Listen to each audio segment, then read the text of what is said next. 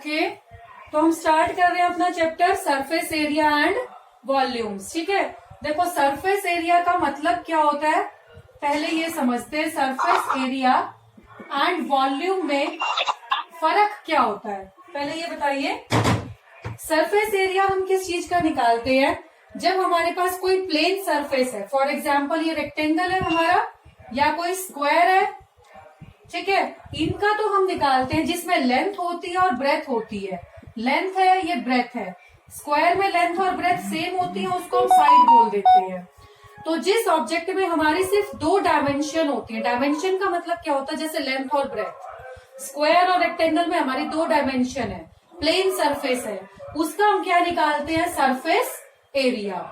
ठीक है, और वॉल्यूम क्या होता है, किसी ऑब्जेक्ट ने कितनी जगह ली है, मतलब उसमें अगर आपको कोई बॉक्स दिया हुआ है, फॉर एग्जाम्पल ये बॉक्स बनाया है, तो इस बॉक्स की कुछ लेंथ होएगी, कुछ ब्रेथ होएगी, कुछ हाइट होएगी। मैम आपकी वीडियो नहीं क्लियर दिख रही है। वीडियो क्लियर नहीं आ रही है? नो मैम, बोर्ड ही नहीं दिख रहा। यहाँ से तो सही आ रही है भाई। मैम यहाँ से है। यहाँ तो दिख रही है। एक बार देखिए, आप अपना दोबारा रीस्टार्ट करके देख लो एक बार। अब ये देखो, इसमें क्या है, हमारे पास जब कोई प्लेन सरफेस होता है तो हम निकालते हैं सरफेस एरिया। जैसे ट्रायंगल है, इसका ये एरिया निकालना है, इसके अंदर कितनी जगह है। ये रेक्टेंगल है, ये एरिया हो जाएगा। स्क्वायर का ये एरिया हो जाएगा। ठीक है, और अगर हमें कोई क्यूब दिया हुआ है, क्यूबॉइड दिया हुआ है, कोई बॉल दी हुई है, जिसे हम 3D ऑब्जेक्ट बोलते हैं। 3D और 2D तो पता है ना आप लोगों को, ये तो है आपके 2D ऑब्जेक्ट्स जिसमें दो डायमेंशन होते हैं। डी का मतलब होता है डायमेंशन, मतलब इन चीजों में लंबाई और चौड़ाई दो चीजें रहेंगी। ठीक है, और 3D ऑब्जेक्ट का मतलब क्या होता है, 3 डायमेंशन, मतलब लेंथ, ब्रेथ, हाइट। वो उनकी कुछ लंबाई भी रहेगी, कुछ चौड़ाई भी होगी, कुछ ऊंचाई भी होगी। फॉर एग्जाम्पल बॉल ले रहे हो आप, उसकी कुछ लंबाई है, चौड़ाई है, ऊंचाई है। हमारा रूम है, उसकी लेंथ है, ब्रेथ है, हाइट है।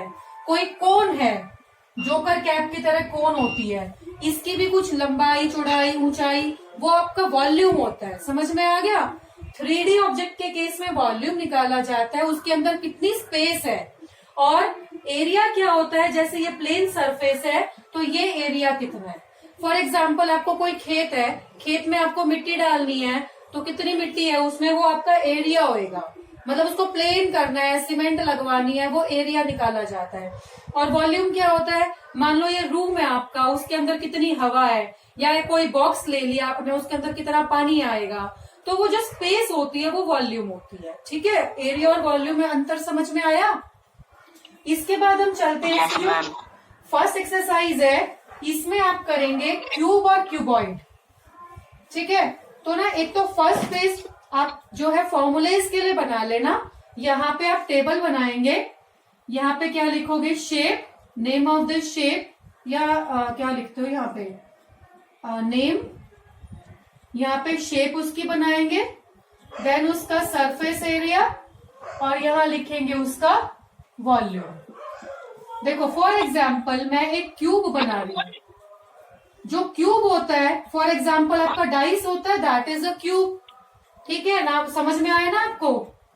ये तो शेप है और उसका नेम लिखा जाएगा यहाँ पे cube, this is a cube. For example जिससे आप खेलते हैं लूडो, डाइस होता है, इसकी सारी साइड बराबर होती है, लेंथ, ब्रेथ, हाइट, तो उनको मैं एस ले लेती हूँ, एस, एस और एस।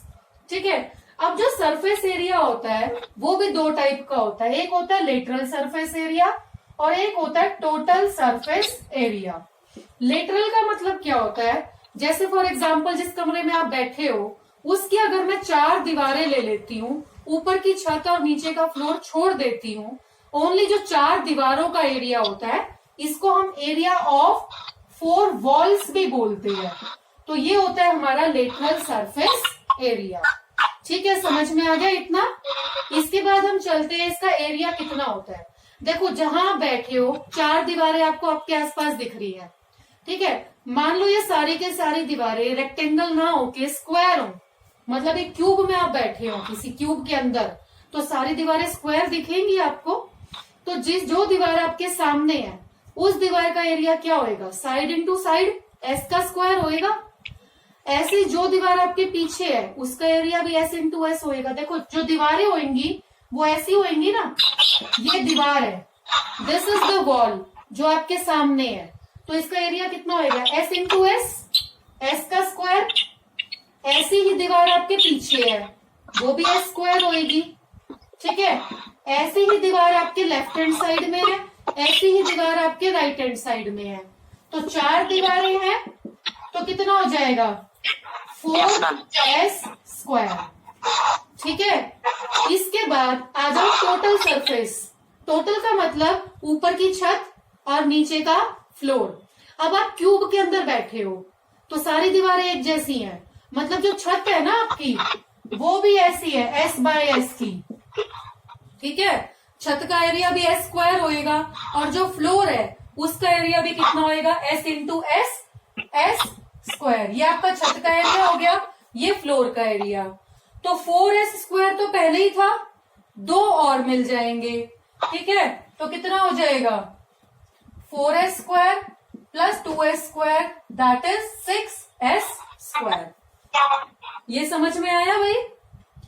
हमने क्या किया, छत का और फ्लोर का एरिया ऐड कर दिया, तो हो गया 6s स्क्वायर। समझ में। उसके बाद आता है वॉल्यूम, ठीक है। वॉल्यूम क्या होता है, length into breadth into height. जिस कमरे में आप बैठे हो उसकी लेंथ कितनी है, s, ब्रेथ कितनी है, s, हाइट कितनी है, s। तो s into S into S, तो कितना आ जाएगा, s का cube. This will be your answer. और क्या ध्यान रखना है, जो एरिया होता है उसकी यूनिट्स क्या होती है, मीटर स्क्वायर या सेंटीमीटर स्क्वायर या मिलीमीटर स्क्वायर, मतलब स्क्वायर यूनिट्स। आंसर किस में लिखा जाएगा, स्क्वायर यूनिट्स में, ठीक है। और जो वॉल्यूम होता है, देखो 3 बार मल्टीप्लाई करोगे ना आप, मान लो ये 2 सेंटीमीटर है, ये भी 2 सेंटीमीटर है, तो ये भी 2 सेंटीमीटर है। सेंटीमीटर वर्ड कितनी बार आया, 3 बार आया ना, तो 3 सेंटीमीटर क्यूब हो गए आपके। तो इसीलिए लिखते हैं centimetre cube, millimetre cube, metre cube, मतलब क्यूबिक यूनिट्स, ठीक है। इसका आंसर आएगा आपका क्यूबिक यूनिट्स में, क्यूब में आंसर आएगा वॉल्यूम का, ठीक है। अगर कोई चीज आपको दे रखी है तो अगर उसकी यूनिट क्यूब है इसका मतलब वो वॉल्यूम दे रखा है। अगर कोई आंसर स्क्वायर में दे रखा है तो इसका मतलब वो एरिया दे रखा है, ये भी आपको पता होना चाहिए। इसके बाद आता है हमारा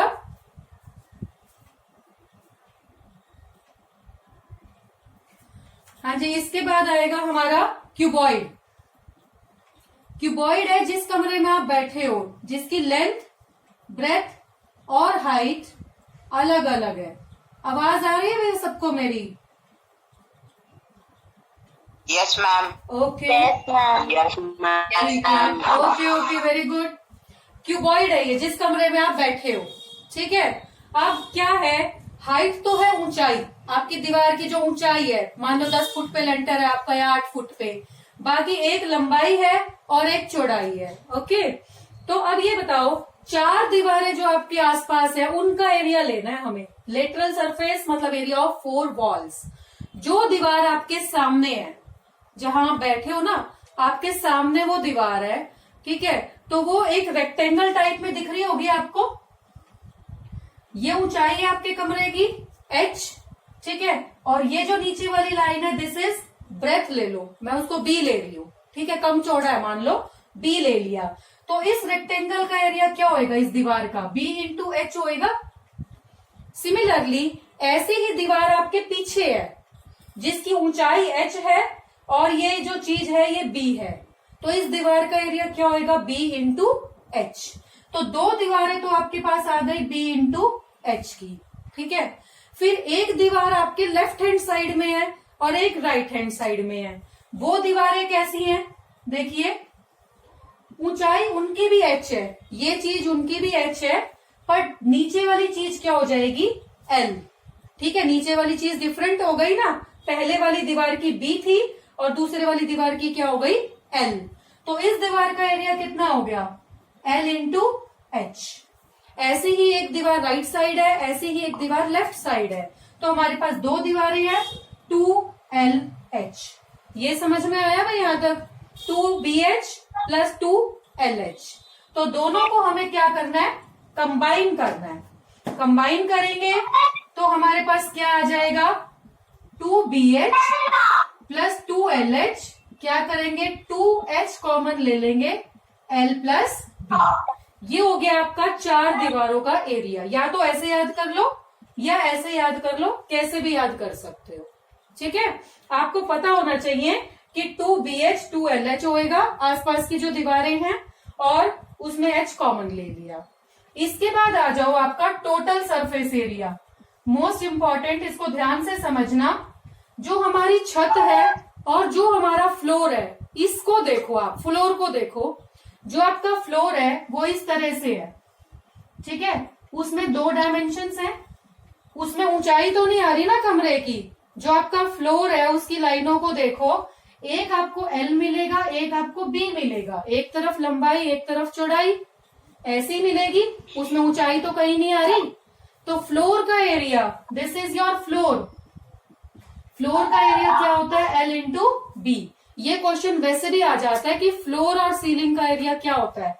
L इंटू B। उसमें H वर्ड कहीं नहीं आएगा, ठीक है। चाहे फ्लोर हो चाहे आपकी सीलिंग हो, तो उन दोनों का एरिया क्या होता है? Length into breadth. Is it okay?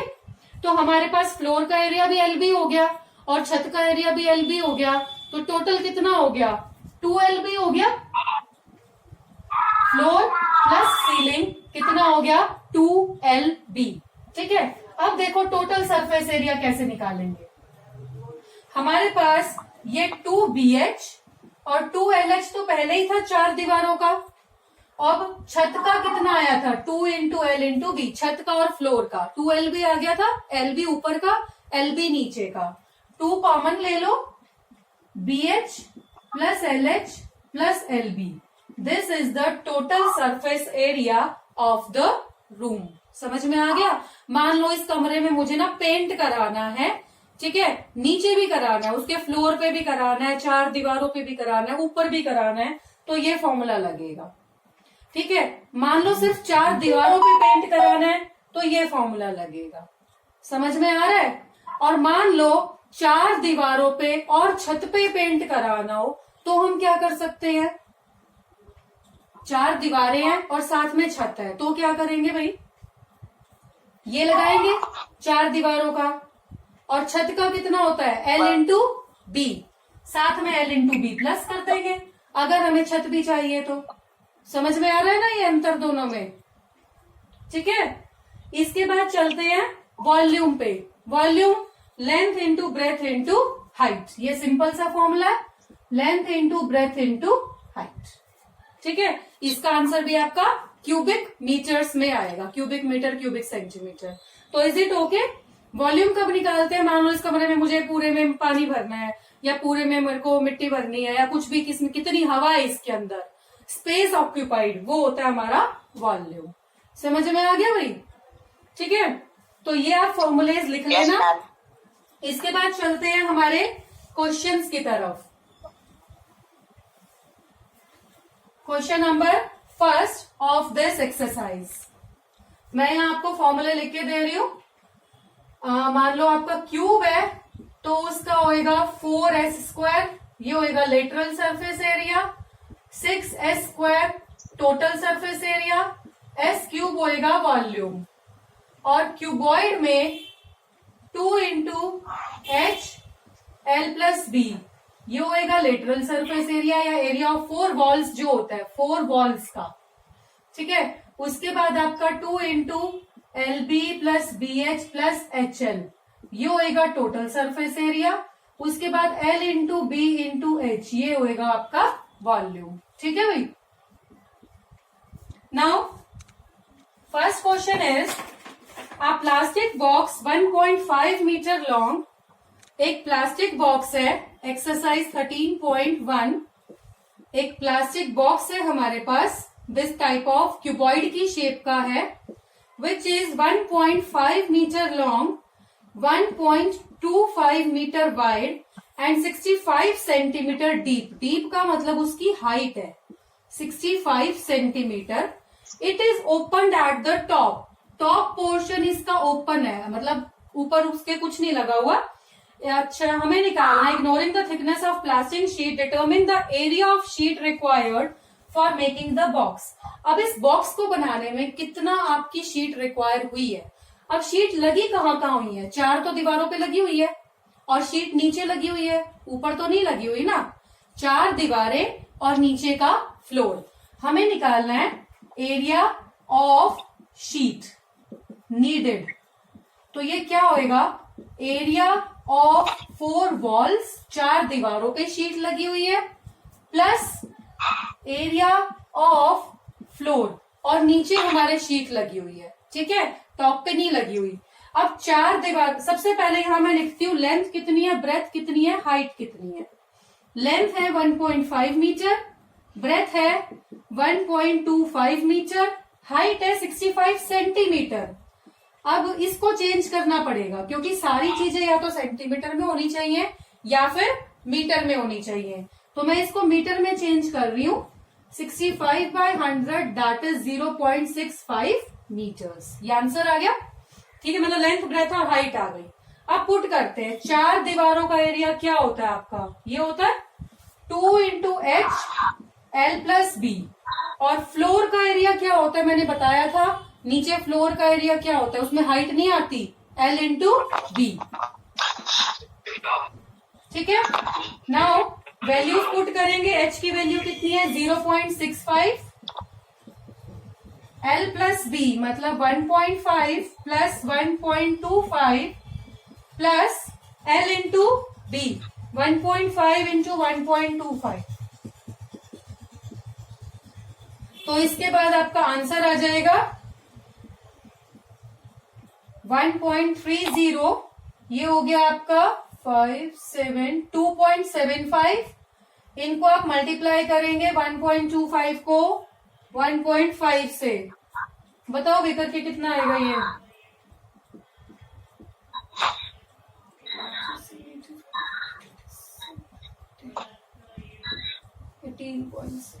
1.875। ठीक है, नाउ इसको आप फिर से मल्टीप्लाई करेंगे, जो आंसर आएगा उसमें 1.875 ऐड करेंगे और ये आपका आंसर आ जाएगा मीटर स्क्वायर में। क्योंकि हम एरिया निकाल रहे हैं ना, आपका आंसर किस में आ जाएगा, मीटर स्क्वायर में। समझ में आ गया ये। Yes, ma'am. Okay, Yes, ma'am. cost of sheet for it if a sheet measuring 1 meter square cost ₹20। अब हमें निकालनी है cost. Cost of 1 metre square है ₹20। और जितना तुम्हारा आंसर आएगा ना, मान लो तुम्हारा आंसर 500 आ गया, लेट इट बी। ठीक है, तो क्या करोगे, 500 को इससे मल्टीप्लाई कर लोगे। ऐसे ही होता है ना। हाँ जी, Yes, बताइए। ma'am. ठीक है, तो हमें क्या करना है, कोस्ट निकालनी है। 1 मीटर स्क्वायर की कोस्ट है 20।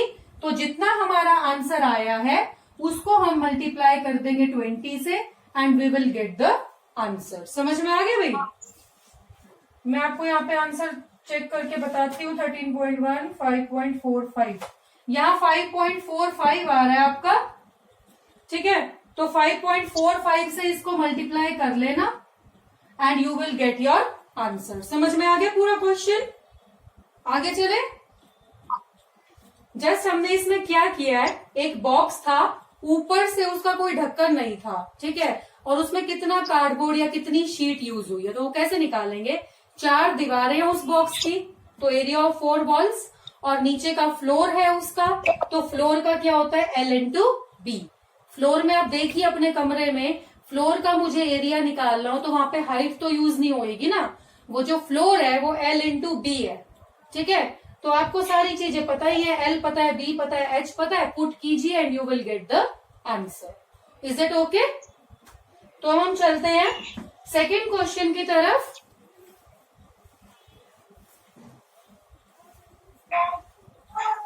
Our second question is the length, breadth and height of a room are 5, 4, 3। एक रूम है, मान लो जिस रूम में आप बैठे हो वही रूम है। इसकी लेंथ है 5 मीटर्स, ब्रेथ है 4 metres and the height is 3 metre. मैं यहां लिख रही हूं length 5 metre, breadth 4 metre, height is 3 metre. Now find the cost of white washing the walls and the ceiling. हमें क्या व्हाइट वॉश करना है? Walls plus ceiling. ठीक है, सीलिंग का मतलब क्या होता है? छत। फ्लोर को व्हाइट वॉश नहीं करना, सफेदी करानी है। 4 दीवारों पे होएगी सफेदी और छत पे होएगी। तो बताओ भाई, 4 दीवारों का area of 4 walls plus area of ceiling, ये यूज होएगा। ठीक है, तो 4 दीवारों का एरिया क्या होता है? ये देखो 4 दीवारों का एरिया अभी हमने यूज किया था 2H L plus B। Ceiling का एरिया जो फ्लोर का एरिया होता है वही छत का एरिया होता है, बिल्कुल सेम। तो फ्लोर का एरिया L इंटू B किया था ना अभी, वही हमारा छत का एरिया होता है। Put the values 5 4 3, 2 into 3, 5 plus 4, 5 into 4, 3 2 जा 6, 5 and 4 9, 5 4 जा 20, 54 and 20 that is 74 metre square. क्योंकि एरिया है तो आएगा आंसर मीटर स्क्वायर में। इसके बाद हमें निकालनी है cost. Rate is cost of, देखो ऐसे दी हुई है हमें कॉस्ट, ₹7.50 पर मीटर स्क्वायर। ये पर मीटर स्क्वायर का मतलब क्या होता है? पर का मतलब होता है 1। तो मतलब क्या लिखेंगे? Cost of 1 metre square is 7.50 और हमारा आंसर कितना आया है? 74। तो 74 मीटर स्क्वायर की कॉस्ट कितनी होगी? 74 into 7.50।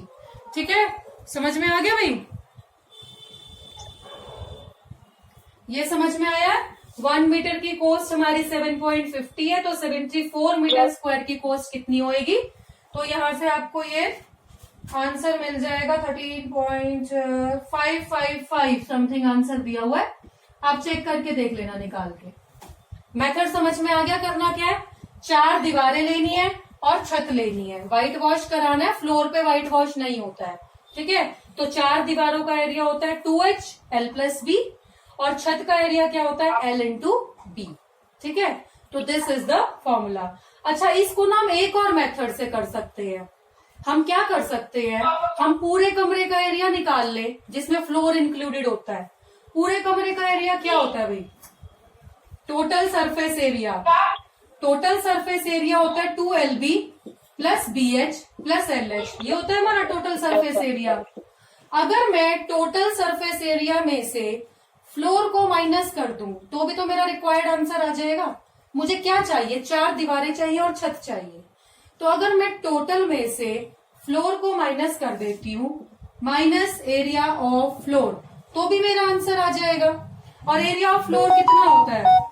2 into LB plus BH plus LH में से LB को माइनस कर देते हैं। फ्लोर का एरिया LB होता है ना, तो भी मेरे पास यही आंसर आएगा 74। समझ में आ गया भाई? या तो हम इसको ऐसे कर सकते हैं या फिर सीधा लो, 4 दीवारें लो, छत लो, प्लस करो, आंसर आ जाएगा। फिर कॉस्ट से उसको मल्टीप्लाई कर दो।